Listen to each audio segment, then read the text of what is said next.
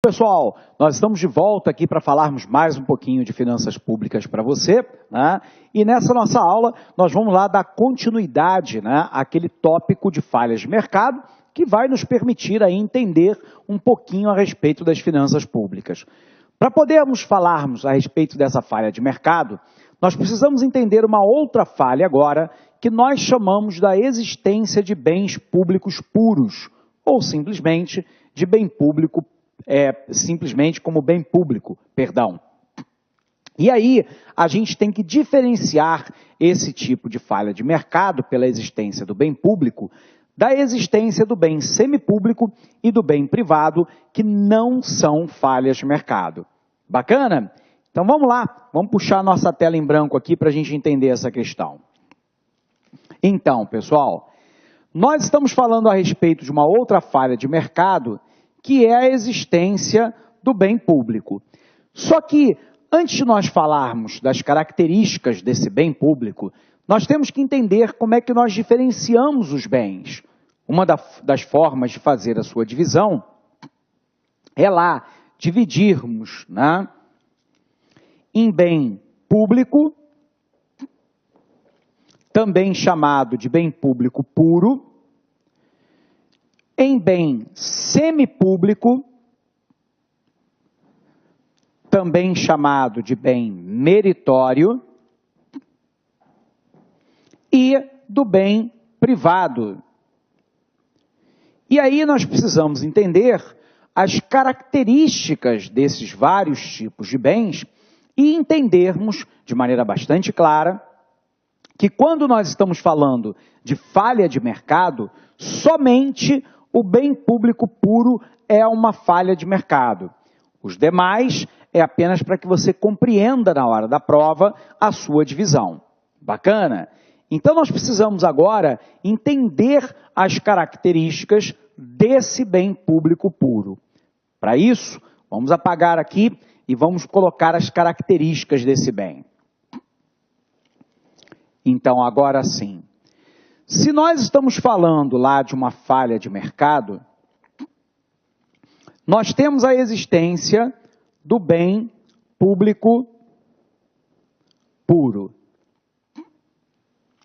Observe você que o bem público puro, né, primeiro, ele é um bem não excludente.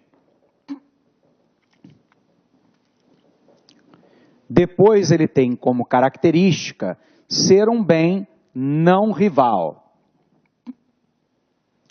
E finalmente ele tem como característica ser um bem indivisível. Então vamos ver, né, cada uma dessas características com você.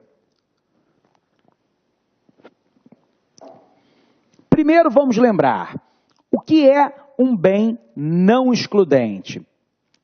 O bem não excludente é aquele para qual não existe nenhum mecanismo economicamente eficiente de excluir quem quer que seja do consumo daquele bem. Para você ter uma ideia bem clara a respeito disso, pense lá o bem iluminação pública.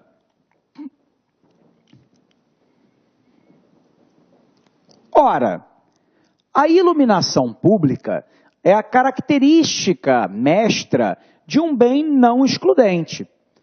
Imaginemos uma hipótese, né, absolutamente tosca, de que um morador de rua, um mendicante, né, não pague tributo algum. Óbvio que nós sabemos que ele paga tributo, porque mesmo quando ele mendiga, ou ainda quando ele ganha alguns trocados fazendo um trabalho eventual, né, e ele compra o seu alimento, no preço do alimento já está incluso, né, os tributos. Mas vamos supor que esse mendicante não pague tributo algum. Como é que eu faço para excluir esse mendicante do consumo do bem iluminação pública? Você vai chegar à conclusão que é simplesmente impossível, né?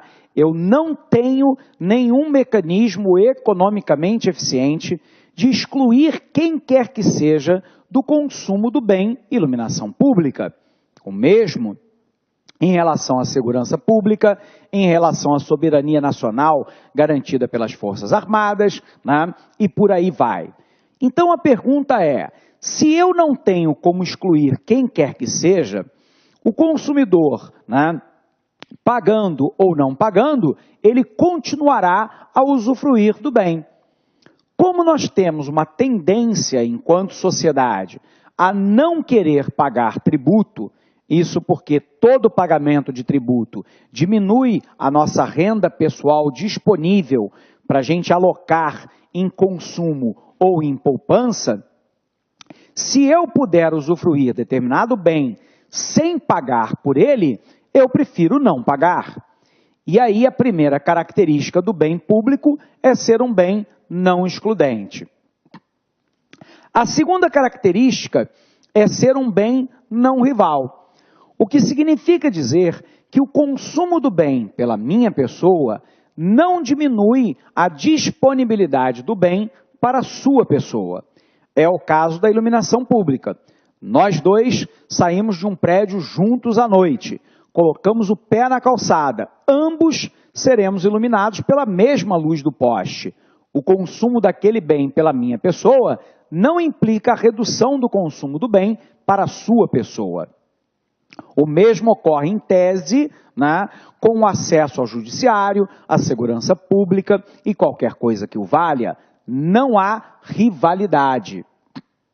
Um outro exemplo que já caiu em prova é o consumo, né, das informações contidas nas placas de trânsito. Placa de trânsito é caracterizada pela não rivalidade. Eu, você e qualquer pessoa que passe por aquela via poderá olhar a informação ao mesmo tempo. Por um outro lado, nós temos que o bem público é um bem indivisível, o que significa então dizer o seguinte: o quanto eu ou você utilizamos da iluminação daquele poste, de maneira que a gente possa pagar de acordo com a nossa utilização. Óbvio que isso será inviável economicamente de se aferir. E o resultado, então, é que o bem público puro, ou simplesmente bem público, ele é um bem não excludente, não rival e indivisível. Agora, para pensar. Se pagando ou não pagando, você pode usar. Se não há rivalidade entre os agentes econômicos pela utilização do bem. E se eu não tenho como dividir o valor de cada um a pagar de acordo com a sua utilização, qual é o interesse da firma na oferta desse bem? Praticamente nenhum. Se a firma não tem interesse na oferta do bem, eu tenho uma falha de mercado. Ou seja, a tendência é de que o bem não fosse ofertado. Nesse caso, o governo tem pelo menos duas alternativas. Ou o próprio governo oferta o bem, como fora no passado, com as empresas estaduais, né, de distribuição de energia elétrica, inclusive para a energia pública, ou quando o governo financia a oferta do bem de uma empresa privada através da receita pública, que normalmente vem de tributos. Boa parte das grandes cidades brasileiras criaram o que nós chamamos de CIP, que é a Contribuição de Iluminação Pública, que vem lá na sua conta de energia elétrica, de forma que você não tem como quitar a energia elétrica consumida sem quitar o tributo CIP. Ora, quando a prefeitura assim age, ela está tentando oferir os recursos para o pagamento dessa iluminação pública por parte das concessionárias privadas. E aí, observe que o governo está tentando evitar, né, a presença de uma figura que nós chamamos de free rider em economia, também chamada daquele que usufrui o bem e não quer pagar por ele, ou seja, do carona. Como é que eu evito a figura do free rider, né? Daquele que usufrui, mas não quer pagar? Eu vinculo, né, aquele bem a um determinado tipo de conta que ele não tem escapatória. é o caso da contribuição de iluminação pública vinculado à sua conta de energia elétrica. Você não paga uma sem pagar a outra. E, portanto, a figura do free rider é, no mínimo, em muito diminuída. Ok? Bom, mas eu quero pensar agora num outro bem que não é uma falha de mercado, ressalto para você, mas que você tem que conhecer para sua prova, né, de finanças públicas, porque o governo, eventualmente, também oferta esse bem. Mas aí por um outro motivo, que são os bens semipúblicos. Também conhecidos como bens meritórios. Os bens semipúblicos ou bens meritórios são aqueles que maximizam a satisfação da coletividade.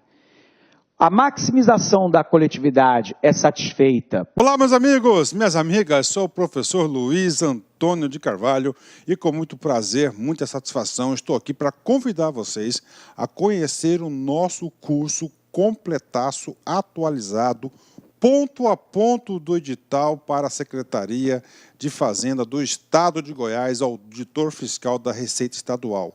Nós, eu, professor Luiz, juntamente com o professor André Fantoni, que é o coordenador desse curso, nós montamos um curso super competitivo, um curso que eu tenho certeza que vai fazer a diferença na sua aprovação. Só com professores top de linha, como você acabou de assistir essa videoaula nossa aí, demonstrativa, essa aula demonstrativa no YouTube. Meus amigos, minhas amigas, essa é apenas 30% de uma aula, tá? A aula tem muito mais coisa, o nosso curso é muito mais completo, nós colocamos aí apenas 40 horas, 45 horas no YouTube. Esse curso tem quase 450 horas. Ah, professor, é bastante coisa? Sim, claro. Legislação específica, direito tributário, contabilidade geral, auditoria, contabilidade avançada, ou seja, e mais todas as outras disciplinas que sempre são cobradas aí em concursos de carreira fiscal. Ó, olha só, quero dar um recado. Nós aqui da Lá Concursos,